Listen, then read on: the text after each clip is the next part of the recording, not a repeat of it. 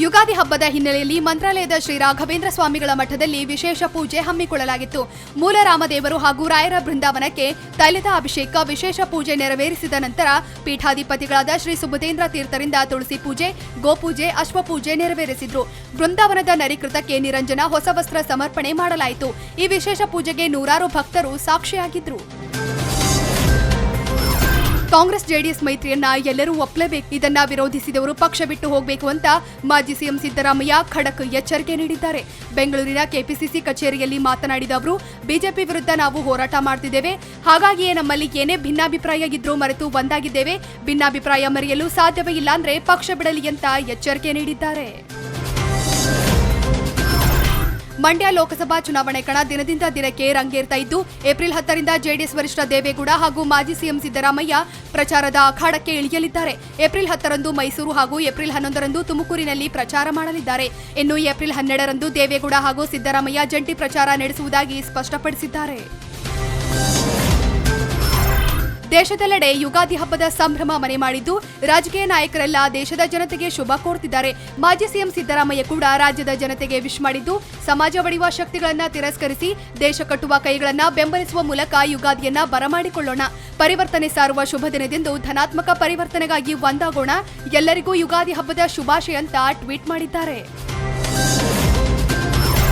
ಮಂಡ್ಯದಲ್ಲಿ ಸುಮಲತಾ ಅಂಬರೀಶ್ರನ್ನ ಮಣಿಸಲು ಮತ್ತೊಂದು ಕುತಂತ್ರ ನಡೆಸಲಾಗಿದೆ. 19ರ ಕ್ರಮ ಸಂಖ್ಯೆಯ ಸುಮಲತಾಗೆ ಸುಮಲತಾ ಅಂಬರೀಶ್ ಅವರಂತೆ ಫುಲ್ ಬ್ಲೌಸ್, ಡ್ರೆಸ್ ಮತ್ತು ಕನ್ನಡಕ ಹಾಕಿಸಿ ಫೋಟೋ ಶೂಟ್ ಮಾಡಿಸಿ ಆ ಫೋಟೋವನ್ನೇ ಇವಿಎಂನಲ್ಲೂ ಹಾಕಲಾಗಿದೆ. ಇದರಿಂದ ಮತದಾರರನ್ನ ಗೊಂದಲಕ್ಕೆ ಸಿಲುಕಿಸುವ ಪ್ರಯತ್ನ ಮಾಡಿದ್ದಾರೆ ಎನ್ನಲಾಗ್ತಾ ಇದ್ದು, ಇದು ಸುಮಲತಾ ಅವರನ್ನ ಸೋಲಿಸೋದಕ್ಕೆ ಮಾಡಿರುವ ಕುತಂತ್ರ ಅಂತ ಕೈ ಕಾರ್ಯಕರ್ತರು ಹಾಗೂ ಅಂಬರೀಶ್ ಅಭಿಮಾನಿಗಳು ಆಕ್ರೋಶ ಹೊರಹಾಕಿದ್ದಾರೆ.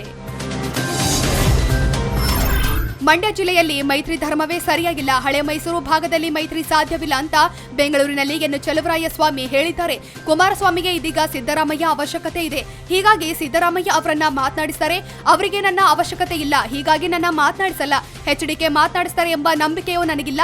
ನಾವು ಒಟ್ಟಾಗಿ ಒಂದೇ ತಟ್ಟೆಯಲ್ಲಿ ಊಟ ಮಾಡಿದ್ದೇವೆ. ಹೀಗಾಗಿ ಅವರ ಸ್ವಭಾವ ನನಗೆ ಚೆನ್ನಾಗಿಯೇ ಗೊತ್ತಿದೆ ಅಂತ ಟಾಂಗ್ ಕೊಟ್ಟಿದ್ದಾರೆ. ಬಿಜೆಪಿ ಸಂಸ್ಥಾಪನಾ ದಿನದ ಅಂಗವಾಗಿ ಪ್ರಧಾನಿ ನರೇಂದ್ರ ಮೋದಿ ಟ್ವೀಟ್ ಮಾಡಿದ್ದಾರೆ. 39 ವರ್ಷಗಳ ಹಿಂದೆ ದೇಶವನ್ನ ಹೊಸ ದಿಕ್ಕಿನತ್ತ ಕೊಂಡೊಯ್ಯುವ ಬದ್ಧತೆಯನ್ನ ಹೊತ್ತು ಈ ಪಕ್ಷ ಜನ್ಮ ತಾಳಿತು.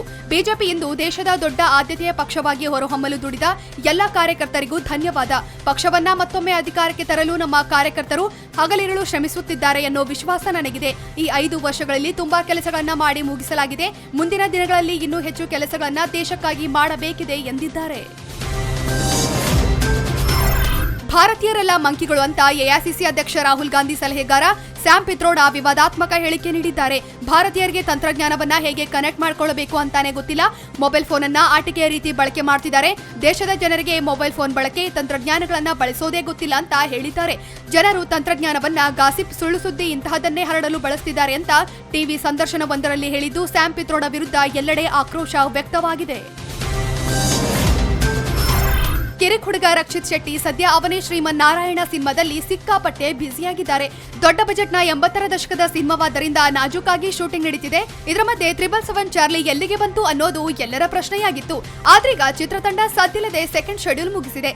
ಇಷ್ಟರಲ್ಲೇ ಶೂಟಿಂಗ್ ಕಂಪ್ಲೀಟ್ ಆಗುವ ಸಾಧ್ಯತೆ ಇದ್ದು, ರಕ್ಷಿತ್ ಮತ್ತು ನಾಯಿಯೊಂದರ ಭಾವನಾತ್ಮಕ ಜರ್ನಿಯನ್ನ ಜನರೆದುರು ತೋರೋಕೆ ಚಿತ್ರತಂಡ ಸಿದ್ಧತೆ ನಡೆಸಿದೆ.